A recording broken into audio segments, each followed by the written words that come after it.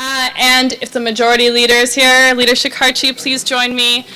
Leader Shekarchi has represented Warwick constituents in the House since being elected in 2012, and he has been the majority leader since 2016.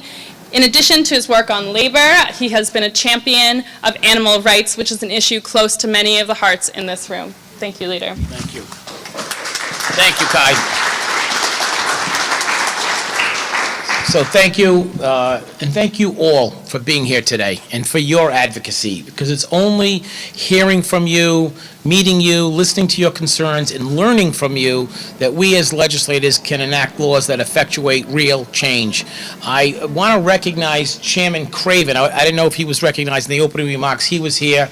Representative Hawkins joined us, and of course, I know he was recognized, but I want to give him another shout out, is the Chairman of the House Environment Committee, David Bennett. David is, he's a great guy, and you will not find a better environmentalist. And of course, somewhere in this audience, you might not be able to see her, but she's here is Amy Moses. She's my environmental touchstone. Well, I get text. Yeah, thank you. There she is. Thank you, Amy. Amy is a colleague. She worked in state government, not too far from now, a few years back, and she constantly texts and tweets all kinds of environmental issues, goals, positions to me all the time. And when I mean all the time, I mean late at night, 6 o'clock in the morning, 2 o'clock in the morning, I get a text or a tweet from Amy regarding environment. So she's a champion, and you should really thank her for what she does, because it's a 24-hour job.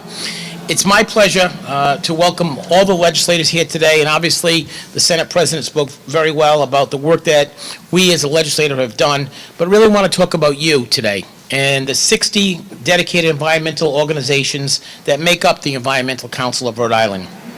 Today is an opportunity for the members of the council to discuss their legislative priorities with each of us.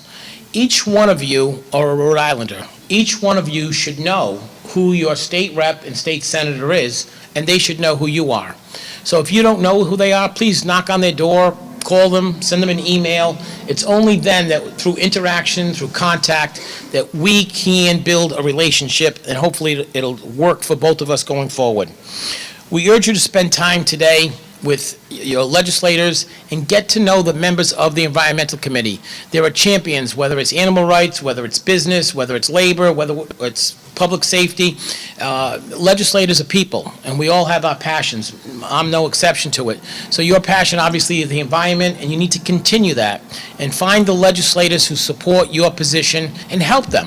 Help them in their campaign and help them educate fellow legislators, because that's how real change happens.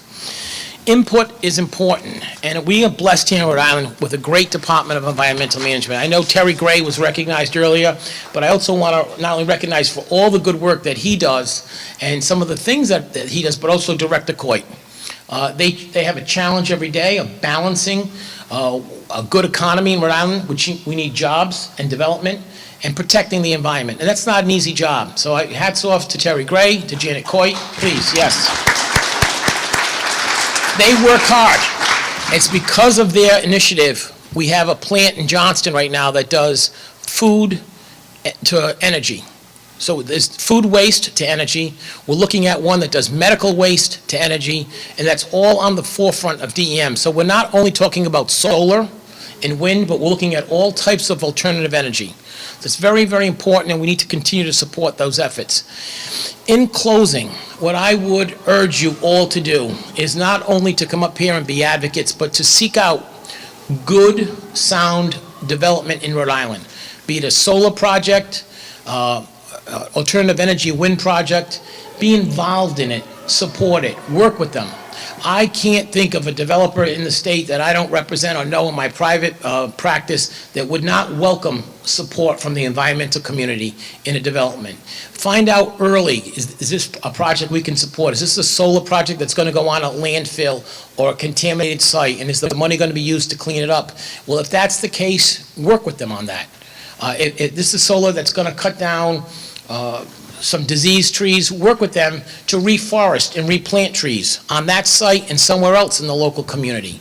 It's only then by working together with the business community, with the developers. And trust me, they're welcoming that. If you're fair and you're reasonable and you work in a collaborative partnership, you will get things done.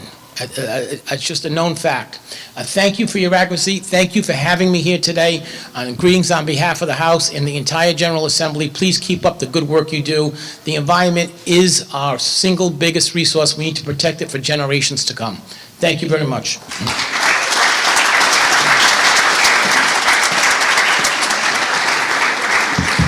Thank you, Leader. I'd like to recognize also Rep. Hawkins and Senator Bell, who have joined us.